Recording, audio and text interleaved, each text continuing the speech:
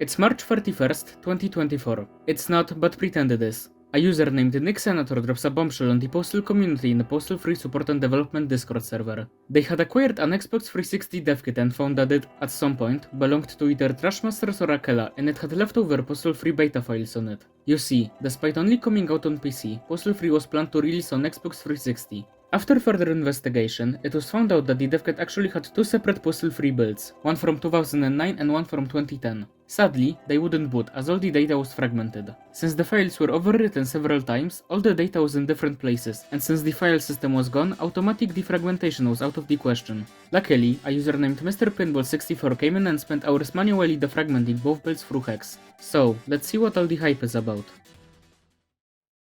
The September 29, 2009 build doesn't work out of the box. While the 2010 build was almost fully recovered, the 2009 one wasn't as lucky, and it's unlikely we'll ever see it playable. If we Frankenstein both builds together, you can get as far as the main menu, but no maps appear in the chapter select, and trying to directly load a map will crash the game every single time. We have to treat this build the same way we treat every other fascinating near-extinct creature, by ripping out its insides and playing around with them until we figure something out. Going over everything in the build would be a giant waste of time, as there would probably be a lot of redundancy with things kept in the final game, and quite frankly, who gives a shit if a tree model is slightly different? Let's just skip to the interesting stuff. First off, we have a ton of unused voice lines for the dude and other characters. The dude's lines were recorded when Rick Hunter was still on the project, before Corey Cruz came to replace him. Here's a small sample. Apparently the secret word for today is foreshadowing. Not if you're a hobo. Not if you're a homo. Thanks, you can pick up your teeth on my way out too. Only one choice. Must be a demo. Let's see. Microsoft approved this? No, you don't have to touch this shit. Jesus, God, no. Well, not unless that's your thing. Exactly. You've been to college, haven't you? I knew it right away. The files also contain an early model of the dude, known in the community as Carrot Dude due to his bright orange hair. Moving on to the maps, there are 26, and we'll go over them in the order of least to most interesting. It should be noted that what you're about to see isn't 100% accurate. The maps are compiled in a format that the final game can't read, so to load them, first we decompile the maps, and then recompile them with the Postal Free SDK. The issue is that we're reconstructing the maps using the final game's assets, which aren't always a one-to-one match, which we can see with all the error models, missing textures, and misplaced props. It should be mentioned that the majority of these maps don't contain any type of mission scripting. Hub 1 trees and 301 aren't playable, as their files haven't been recovered yet. Hub 2 isn't playable either, but that's because Hammer refuses to compile it. We're not missing out on much, as it's basically the same as the final game, but with more segues. Test Cloth is a test map which puts the player inside of a box with a few pieces of cloth. The cloth appears in the Hammer editor but isn't visible in-game. Test Trees is a very similar map, but instead of cloth it has a few trees. MF Empty is the final appearance of the test cube. This time it includes a ramp. Test 3 is slightly more interesting. It has a floor, a skybox, an NPC with debug textures, a few walls, and a light source. The most interesting test map is Collect NPC, which features several rooms filled with NPCs of various types, and teleporters which take the player from one room to another. G-Menu is an early version of the main menu, featuring an untextured postal dude sitting inside what's presumably meant to be a trailer home. This mockup is a lot more similar to the concept art than the final game.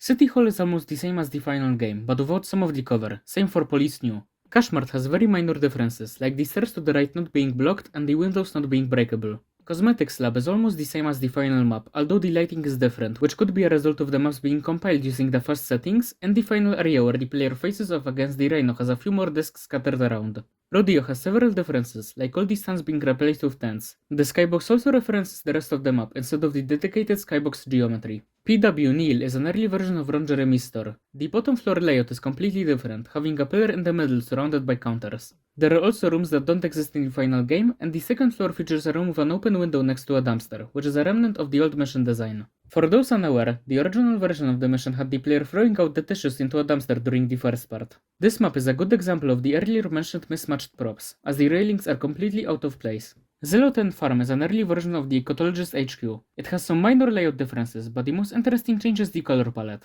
This early version is a lot more green, which resembles the concept art. Hub is an early version of Hub 1. It features several early ideas that were cut from the final version, notably the subway station and the huge mart in the distance. The path that normally leads to the Ecotologist HQ is replaced with a developers only sign. Hammer shows that several NPCs were meant to appear next to the highway, possibly being the political rally mentioned in the design documents, although they don't actually show up in-game. Hub 1 is a lot closer to the final version, though it does feature a segue that doesn't appear in the final game. Porn World is a different version of Ron Jeremy's store. If we try to load it in-game, we'll get an in-engine cutscene, which is something that doesn't appear a single time in the final game. The cutscene freezes at a certain point, and so the only way to look at the map is through the Hammer editor. The map has a layout that's somewhere between the other version we looked at and the final game. It's also a giant mess. Dog School also features an in-game cutscene, but it actually allows you to play the mission, although the objectives are non-functional. It's basically the same map as the final version, but with the cut elevator. Hub 2 Opt is more or less the final game's Hub 2, with an interesting difference. No clipping around shows you that many buildings feature empty, often inaccessible interiors, all of which were cut from the final version. Mexico has broken lighting, just like the Dog School, and it has some unfinished elements like an empty La Farmacia. There's one change that's a lot more interesting than the others. In the final game, the church doors are locked. In the design documents, it's just a generic church, but this version of the map has the doors unlocked.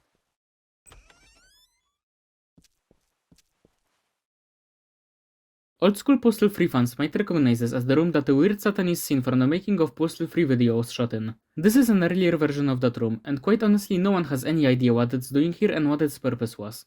Grotto uses a completely different layout than the final game, which is based on the early design documents. Similarly, Grotto Nil is an even earlier version. Police Station is an early version of the police station, also based on the design documents, but with the major difference of having 2 floors instead of 3. The player starts this map inside of a cell and is given the match weapon, which normally appears after running out of gas. The player can't throw the match at the fire detector, instead the bed has to be set on fire. Postal 3 was planned to feature different ways to escape jail depending on which time you're caught, but in the final game the arrest system was removed completely. The map features a few remnants of the pre-cover shooter gameplay, including things like vents that the player could crawl through. The outside also shows an early version of Hub 2. Speaking of which, Hub 2 Perf Test is a very early version of Hub 2, back from when it still used the 2006 document layout. The skybox is broken, which produces a Hall of Mirrors effect. It's still a lot more advanced than the previous version of it we had from the 2008 PC build. That concludes our deep dive into the, sadly, broken 2009 build.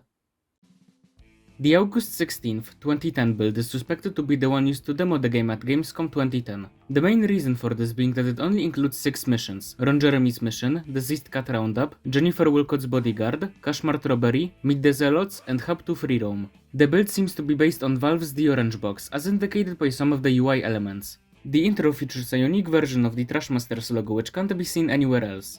Loading into the game, you'll immediately notice a few changes, most notably the HUD. There are also some gameplay changes, like health only regenerating to 70 points instead of 100.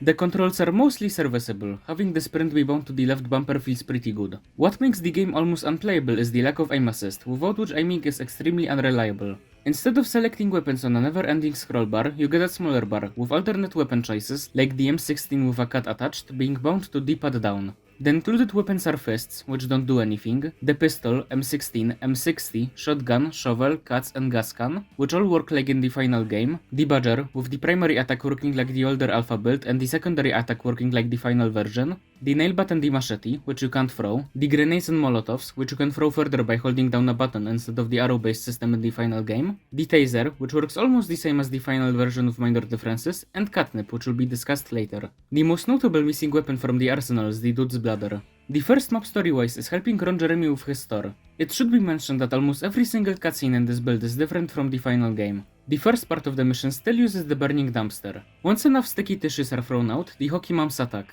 If the player takes too long to drive them away, probably due to the awful controls, the game will insult the player with poorly spelled insults. The end dialogue with Ron is closer to the design docs version than the final game, with Ron offering the player to come back to earn more money. The second map is Hub 1, and the mission that takes place here is the Deceased Cat Roundup. The map features minor differences, like different weapon placement, including, interestingly enough, an inaccessible shop vac on one of the roofs. The gameplay of this mission is almost the exact same as the final version, the major difference being that catnip works differently. In the final game, you spray it on the ground with primary fire to attract cats, and you have it with the alt fire to slow down time. In this early version, you throw it like a grenade, and the object itself is what attracts cats. The alt fire is missing, but it's mentioned in the cutscene, so it's either not implemented yet or just broken. The player needs to capture 6 cats, which isn't a lot compared to the final game's 15. After the player captures a few cats, the Vietnamese attack just like in the final game. Once all the cats are caught, your boss gets arrested and the game moves on to the next mission. The third map is Jennifer Walcott's Bodyguard. This mission is the exact same as the final game, you have to tase hockey moms. The intro cutscene is broken. This is apparently a fragmentation issue and not anything necessarily wrong with the build itself. The only difference between this version and the final one is that if the player kills any of the soccer moms, they'll only have to get rid of 7 police officers instead of 10. The fourth map is Kashmart Robbery. The cutscene at the start of the mission is the only one in the game that uses the dude's beta model. This map is the only time when the objective menu pops up.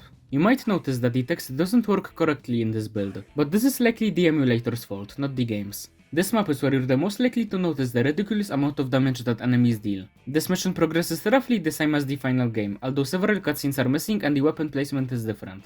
The final story map is Meet the Zealots, which crashes the game, likely another fragmentation issue. A different version of the map, Zealot Farm, loads just fine and is an unfinished version of the final game's Zealot HQ, with several features like the river missing, which is weird as the version featured in the build from a year earlier is more finished.